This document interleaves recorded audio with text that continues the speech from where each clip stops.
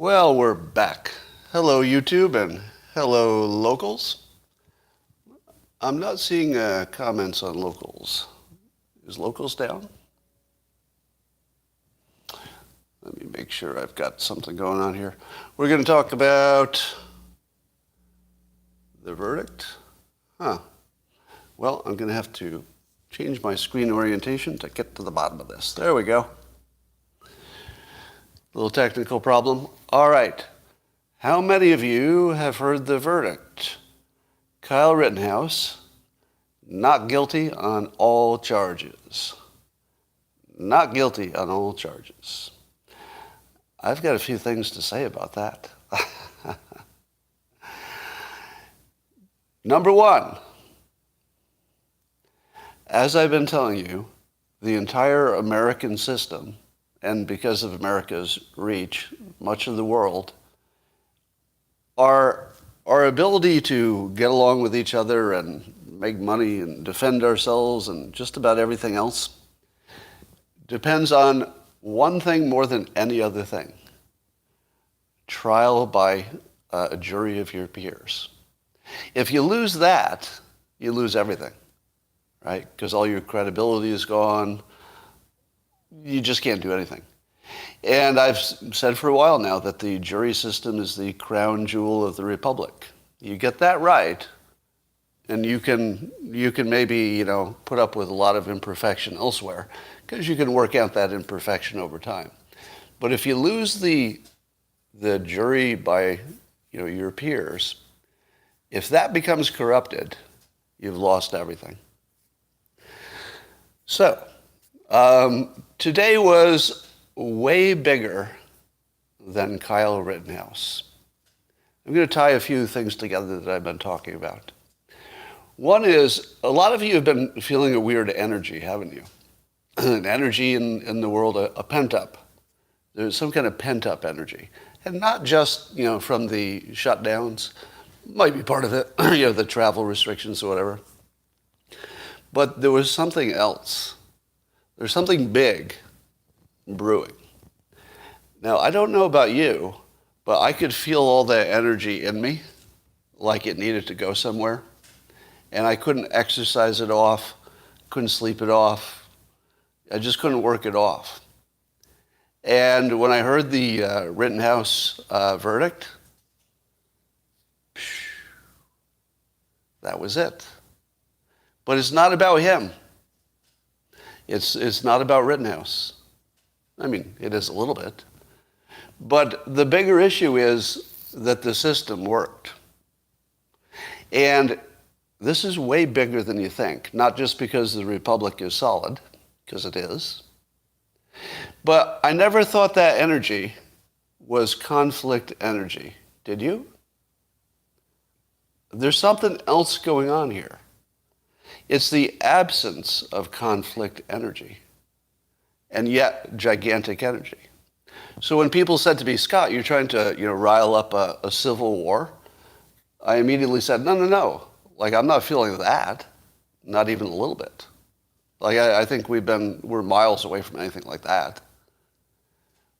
What I think is that energy was positive. Don't know where it comes from. Maybe it's just, cyclical or something like that. But here's the implications of the Rittenhouse trial. This is the day that MSNBC viewers found reality. Do you feel it? That's like the biggest thing that's been keeping the country apart, is that we couldn't convince, we being everybody who doesn't watch MSNBC, we couldn't convince them that their news was made up. But this will. Do you know why this is special? This is special because MSNBC hosts and their viewers have spent how long now telling us that the election had to be fair. Why? Why was it that the election had to be fair, and we know it for sure? What did everybody who watches MSNBC say? They said the courts decided. And in those cases, I believe there were no juries, am I right? Those were always judge decisions. I'm not positive about that, but it's always a judge. And I think most people, left and right, would agree with the following statement. A court decision with a jury is going to be more credible than a judge.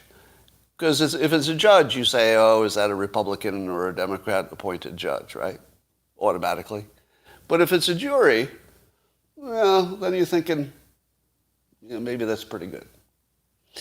So the far left has hypnotized themselves into believing that if the court says it's true, it's true. And now the court, in the Rittenhouse case, even more credible, because 12 people agreed. And it does look like they did a good job. By the way, I would like to thank the jurors, as we all should. We should thank them for tremendous sacrifice, personal risk, definitely personal risk, reaching the right decision and being patriots. I think in the end, whatever problems they had, and we don't know the nature of it yet, I don't know if there's some people who legitimately thought he was guilty or not, so we'll wait to find that out. Maybe it was people legitimately afraid. But whichever it was, whether it was people legitimately afraid to make a decision because of the ramifications, or legitimately thought in their best thinking that he was guilty, it looks like everybody involved voted for the system. You know what I mean? Like if you're the holdout juror and you realize that 11 people are on the other side, at some point you have to say, is this about the case? Let's say that you legitimately have a different opinion. At some point you say, is this about the case or is this about the system? Because you can get a case wrong, and it's tragic. I mean, if somebody is wrongly convicted or even wrongly gets off, it's tragic either way. But you can survive that. You know what you can't survive? Breaking the system. So every time a jury that's 10-2 comes out with a unanimous ruling, I say to myself, there's a bunch of people who put the system first. As they should have. As they should have. Now, they don't have to do that every time. Sometimes the system is the problem. If somebody's on trial for a bogus law, and you say, yeah, they did violate that law, but it was bogus, do you know what the jury can do? Break the system. They get to break the system. Just say, all right, we're just going to say he's innocent, because fuck you and your laws. That's a dumb law. We're just going to ignore it. He's innocent. So here, I believe, is something that's going to cause either massive cognitive dissonance, and probably a lot of it, but also massive enlightenment. At some point, the people on the far left are going to have to ask themselves why this thing called the court system, in its most credible form, meaning that the jurors really worked on this, and the public got to watch it. It was all transparent. I like that part.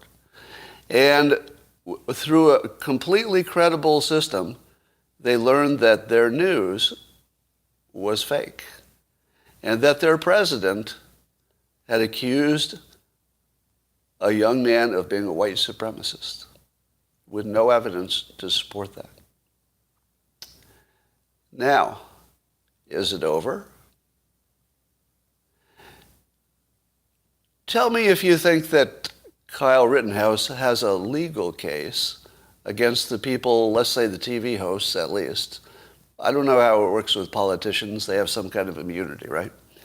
But I don't know what somebody have to tell me what the political immunity is. But if you're a TV host or a pundit or just anybody, a public figure, and you called a person a white supremacist on a news channel, that's important, right? Because the context of being on a news channel, and nobody corrects you or nobody pushes back on it, that turns into news, whether you like it or not. I mean, it's one thing to have an opinion that disagrees with the news, But if you're on the news channel, the news itself has to say what the actual news is, or else you've presented the opinion as the news by default because you haven't said it's wrong. So what is happening to the brains of everybody who thought he was a white supremacist and was chasing people down and shooting them and came there to do that, when we learned that 100% of it is false? Now, oh my God, $100 is, as a tip here, is way too generous, and I would discourage the rest of you from making large comments like that. But I do appreciate it. So, so I guess I'm of two minds. I love it because it just means that you enjoyed the content, but I don't encourage it. But thank you. Now, keep in mind the context of this. The context of this is, number one, the entire world seeing very clearly that Biden is worse than Trump in terms of performance. You know, I think even the people on the left are saying, you know, at least that border was better, or, you know, a few things like that. I don't think they've quite come over to that opinion, but at least it's worthy of consideration. If you're on the left or the right, you have to ask yourself why Biden has such a low rating. You know, it's the lowest rated. I'll bet they're the lowest rated president plus vice president of all time. Can somebody do some math for me? I need you to do some math on the fly here for me. I know that a lot of engineers watch this. So you'll need to do a quick search and then some math.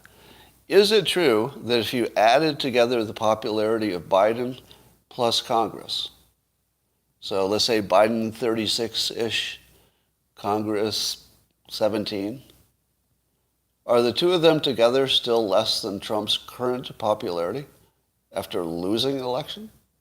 Am I right? Yeah, do the math for me.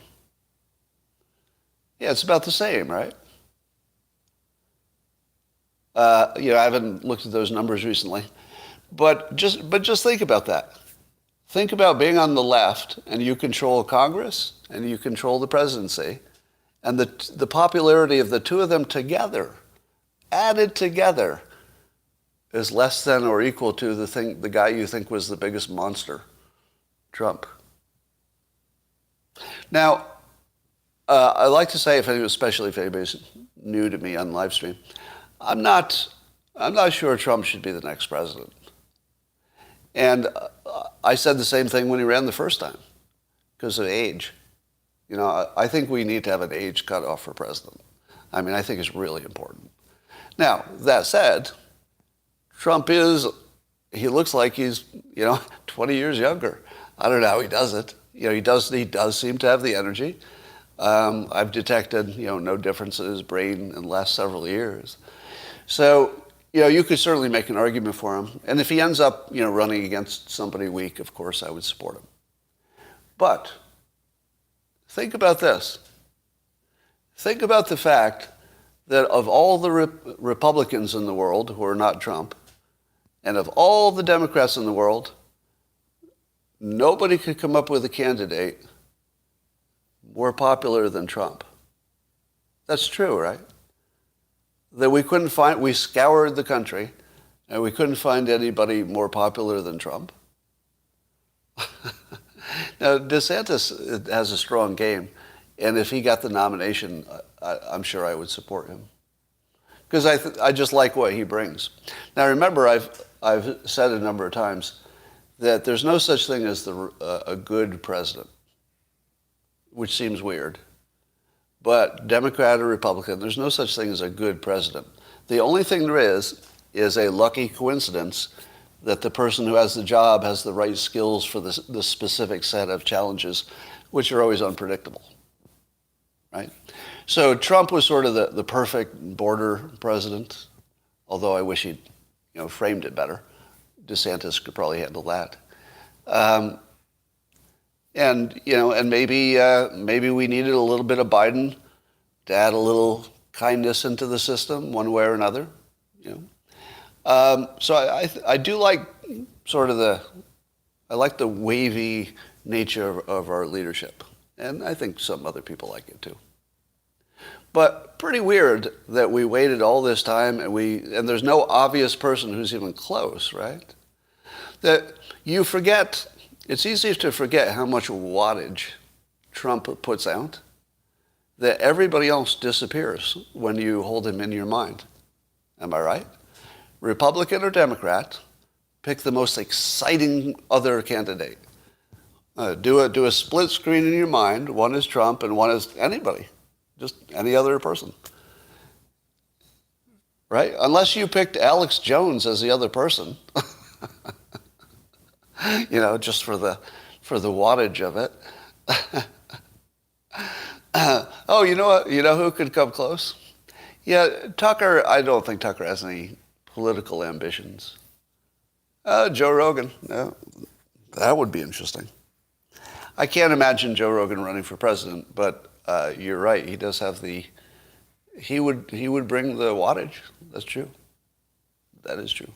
But you notice that all the people that you can think of are not running, right? Like every time you think of somebody, hey, how about this? They're not running, right? So Trump is the only one who's a legitimate candidate.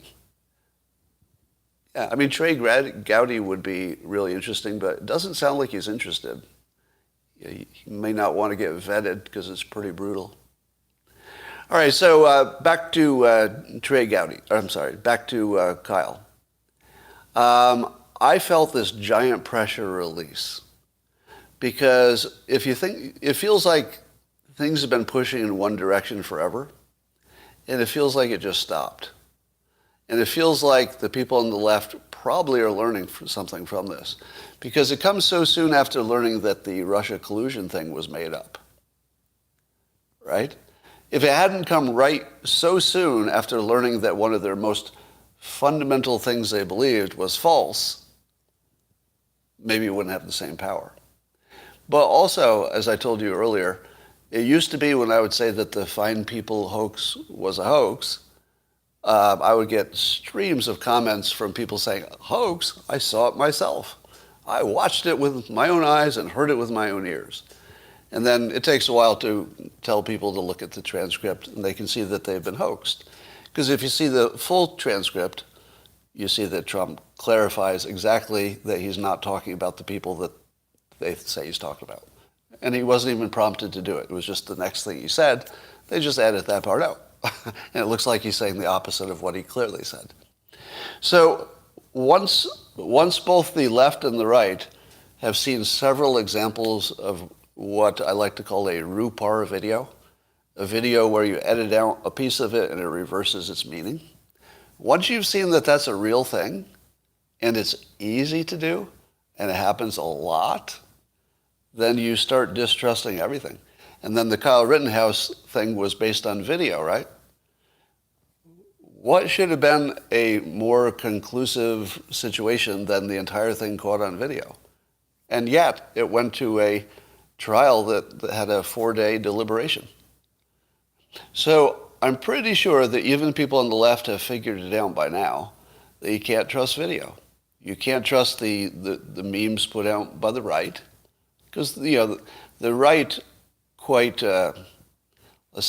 strategically decided that they would just start making up memes because nobody can tell the difference. So, I mean, I think the left and the right have both seen that videos can be faked just by an easy edit, or even slowing down the speed. There's a number of ways to do it. What happened to my hands? I punched something that needed punching, which was very painful. So luckily I draw with my left hand, so sometimes you have to punch things. But this was my very point. Remember I was telling you that there was some kind of wild energy that was built up inside me, and I was wondering if other people were feeling it. Punching something didn't make any difference, like usually it does. It was a consumer product, not a person. I punched a product. I thought that my punch would go clean through it, but I didn't count on what was on the other side of it. So yeah, kind of stupid. I paid for it. And damn, it hurt. I got to tell you, this really hurt. But that's not what we're talking about. It wasn't a printer, no. You don't need to know the rest. It's not important. Um, all right, so that's my thesis. My thesis is that there is a shift in reality, or how it's being perceived. I think also that the left can see that they are just making up stuff and that they're hallucinating white supremacists everywhere. I think the next stage might be Kyle doing lawsuits.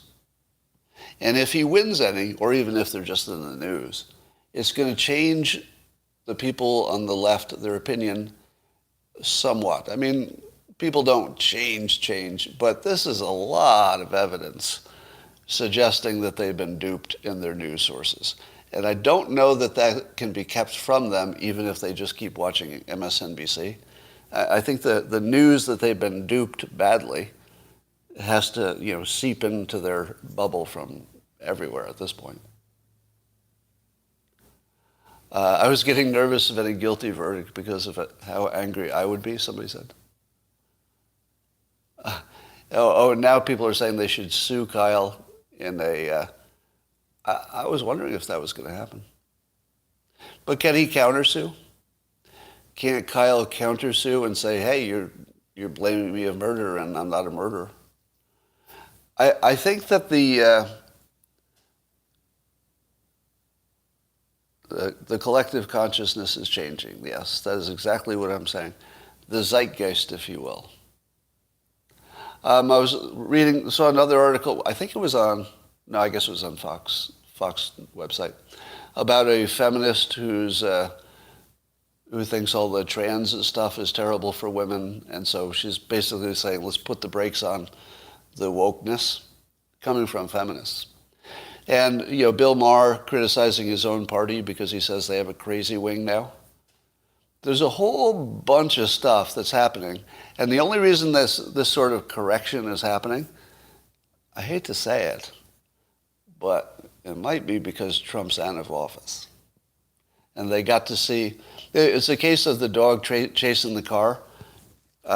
Be sorry what you catch. Be sorry, there's a Chinese proverb about be sorry what you ask for. So,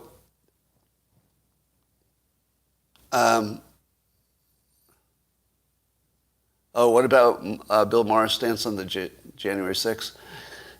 Yeah, I think he hasn't seen the full news on that. That's my guess. Because I don't know that he would have a different opinion than anybody who had seen the full news. Anyway, the Democrats got what they wanted, control of Congress, and they got their president.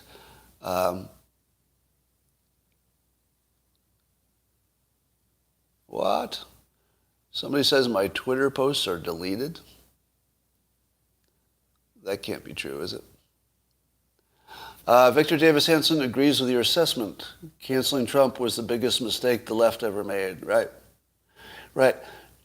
Trump, for all of his benefits, was very expensive. You know what I mean? I always said he's just an expensive president. But if the things he can do are uniquely things he can do, then you get what you paid for. That was always my take. I never said he walked on water. I just said he was expensive, but you get what you paid for.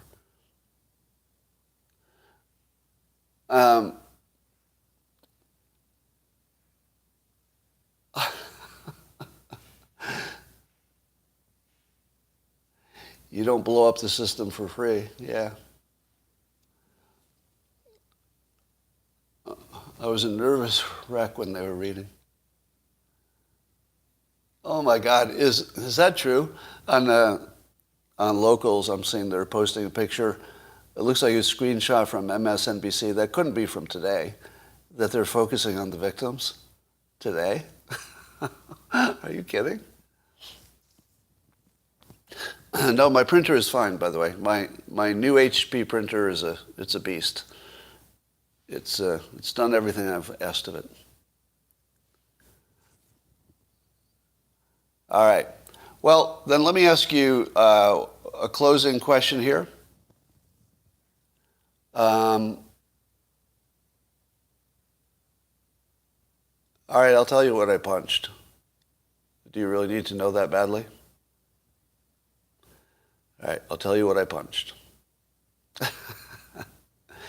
So my cat eats these treats called Little Friskies. And it comes in a plastic container, about yay big.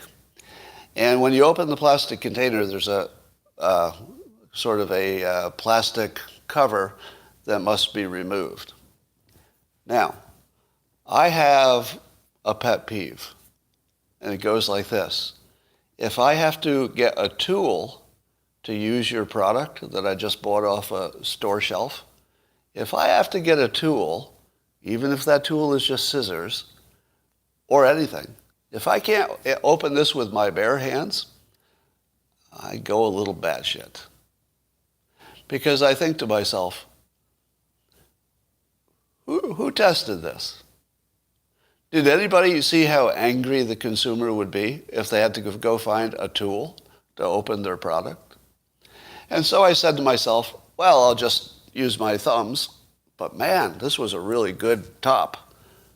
It was really on there. And I pressed and nothing happened. In fact, it started to hurt my thumbs. Now I was not only offended psychologically by the fact that they would give me this product that couldn't be opened without a tool, but now I was in pain. Hurt my thumbs. Pressed too hard, nothing happened. So I said to myself, well, it's about this big around. My fist is going to fit through there pretty easily. So I gave it a good bam, as hard as I could. Didn't even slightly damage it. And I thought, really? Because, I hadn't yet damaged my hand, but I thought, I really punched the shit out of that thing, because I was pretty mad. But now I was really mad, because I'd punched it and nothing had happened. And so I leaned back and I just punched it as hard as I could. Because I didn't care what happened at that point. I didn't care if there were little friskies everywhere. I was going to open that without a tool. So I punched the bejesus out of it. Didn't even slightly change its adhesion to the rest of the container. Well, guess how mad I was now? Because by now, my fist hurt, my thumbs hurt, and my brain hurt. And I was going to get those little friskies out of there without turning around and getting the scissors that were 2 steps away. No, no, no. Those scissors were going to remain right where they were, and I was going to open this with my bare hands. And so it was time to go all Hulk must crush on them. And so I said to myself, I'm either going to break my hand or I'm going to open this packaging. And so I punched it with the kind of force that would guarantee that if it didn't open, I would break my hand. And it opened. Now, I was not so accurate, and I hit the hard plastic shell on the way through, and that's where I badly injured my hand and bled all over my kitchen, or over my bathroom, actually. So there was a lot of blood.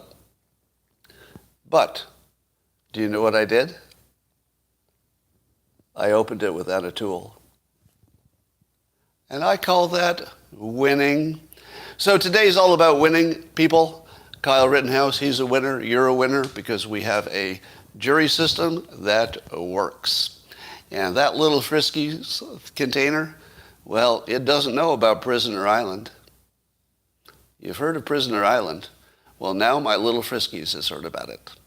And I must go and do something else now. You're all champions. You're all champions. Bye for now.